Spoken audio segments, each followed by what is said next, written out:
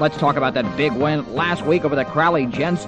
14-8 fireworks throughout this entire ball game. Let's start with the very first possession. Crowley took the ball in pretty good field position at their own 35-yard line, and their running back Murphy Reed, who had a big first half, started it off on the first play of the game. Dugar goes off to running back on first play from scrimmage. She's at the 40, up to the 45-yard line. 2 plays later, it was 10 more yards this time for Walter Sampson. Could be chucking the football on first down, but he's not. Goes right to his running back. He has a big gap down there. Here he comes. This Walter Sampson breaks through the 50, the 45, down to about the 30, making the 43-yard line. With Crowley moving the ball into Eunice territory, 2 plays later, the Gents gave the football away. Dugar keeps the football in the option play. Bottled up at the line of scrimmage, but gets through there. Fumbles the football. A catch, recover! And the man recovering the fumble was Lee Miller, so the Bobcats took the ball over at their own 39-yard line, and their field general, Donnie Bollock, went to work on the ground. Keeps the football up the middle. He's at the 40, 45, up to about the 48-yard line. That was a gain of 9 yards. 2 plays later, Bollock would sneak it over the 50-yard line for a first down. However, 2 plays later, Bollock was nailed in the backfield for a 3-yard loss. He fumbled the ball, but he would recover it. Then the Bobcats could not move the ball. They had to punt it. 33-yard punt by Bollock put the ball in terrible field position for Crowley at their own 11. And that man, Murphy Reed, got the football again on the first play. Dugar for Crowley at his own 11. Nothing fancy. Finds the running back, finds a gap in there at the 50 to 20. 25 up to the 25-yard line. Crowley was able to gain 20 yards on the next 3 plays. However, a 17-yard penalty sandwiched in between plays 1 and 2 put the Gents still in bad field position, so they had to punt it back over to Eunice. A 27-yard punt by Nick Dugar put the ball at Eunice, his own 45-yard line. The Bobcats went to work immediately. Tim Freeman, the offensive player of the game, took the football. Bollock goes off to Freeman on the right side. Has 10. Bind it close to a first down at about the 46-yard line on the Crowley side of the field. First play of the second quarter, 6 plays later, Tim Freeman would go a much longer route. Now Petty goes in motion. Ball's going off to no one. Oh, yes, someone has the football, that's for sure. I don't know. Freeman has the ball. The 30, 25, the 20, down to the 15. Pulled out the 10-yard line. With the ball inside the red zone, the Bobcats then fumbled it away. Gee, I think Reed had the football. He might have fumbled the football, and Crowley recovered the lost luggage. So Crowley took over from their own 6-yard line after a penalty put the ball back at their own 4. Then it was Murphy Reed again with his longest run of the game. On the counterplay, once again, he's loose at the 50, the 20, the 25, the 30. Pulled down from behind at the 35-yard line. He was off to the races. After 2 incomplete passes by Nick Dugar, then a fumble. Back to pass from the pocket. Pumps once, can't find a receiver. Runs to his left, looking downfield. They have to run the football, the 40-yard line. Fumble the football. Who has it down there at the 40-yard line? The man having it was Tony Guillory, number 24, so the Bobcats were in business at the 39-yard line of Crowley, and 3 plays into this drive, a 3rd and 3, it was Tim Freeman again. Left side, Freeman, 30, 25, 20, 15, he has 10, pulled out the 9-yard line by Jerome Bias.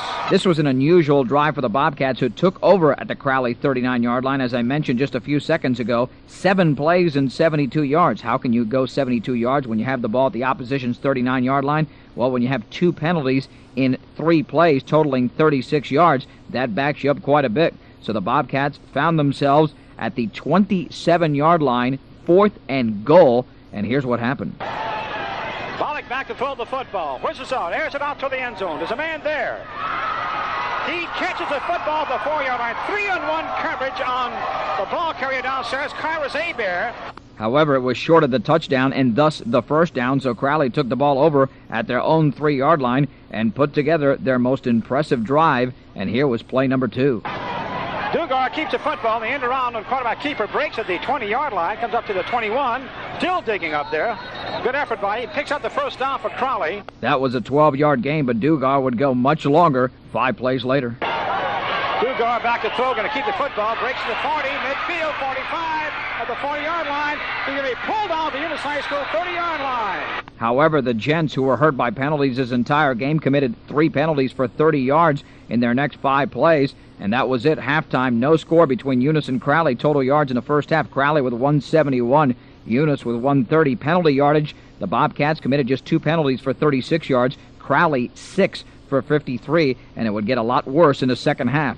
In that second half, the Bobcats would receive the opening kickoff and place the ball on their own 47.5-yard line, and Tim Freeman then got the ball and the first score of the game. Bollock trying to make it happen. Freeman goes to the left side, has a midfield stripe, has the 45, the 40, the 35. Goodbye, Freeman, touchdown, Eunice High.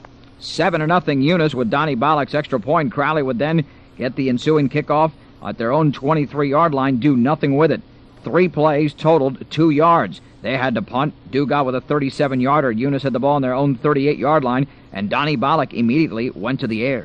Takes a count, back to pass, pushes it right side, complete to Hebert at the 45, battling his way up to about the 40-yard line, the 49-yard line up to midfield for a camp first down. Bollock on the next play got to the Crowley 37. Hebert, then he goes up the middle.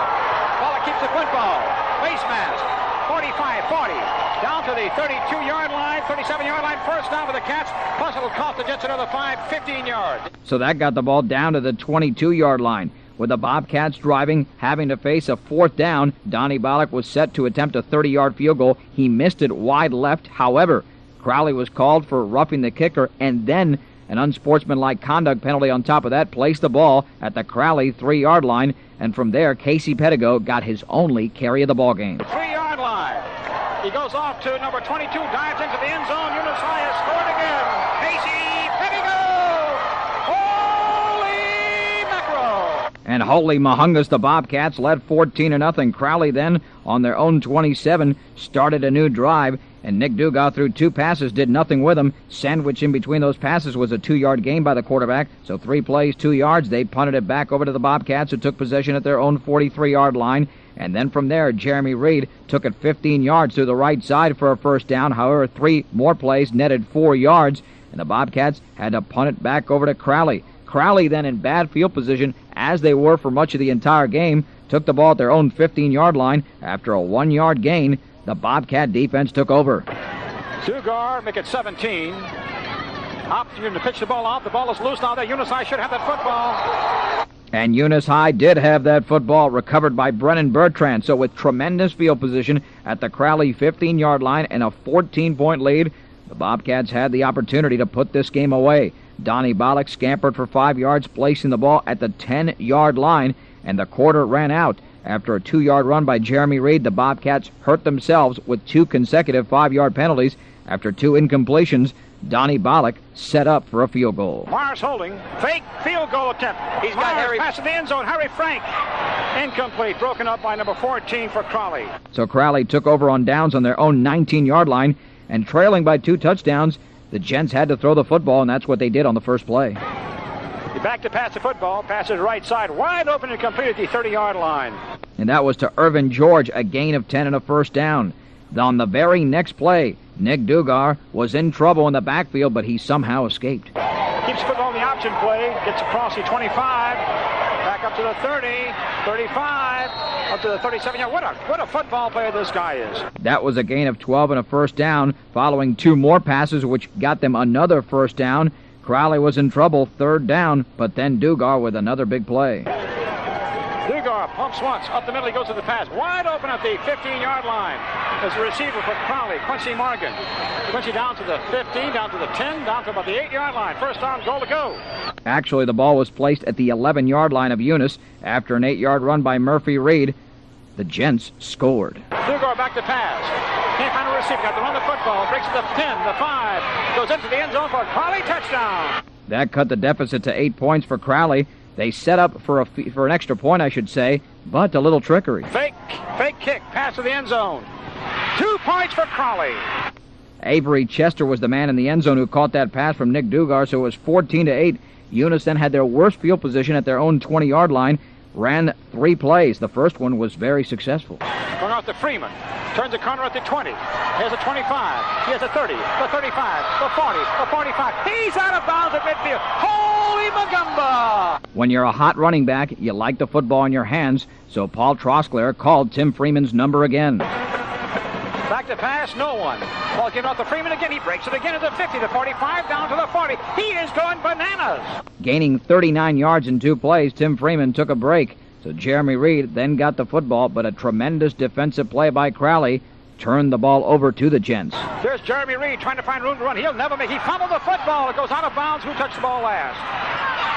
The Crowley Gents come up with the lost luggage. Crowley recovers the fumble. And took the ball over at their own 45-yard line with a golden opportunity to tie the game with a touchdown and win it with an extra point.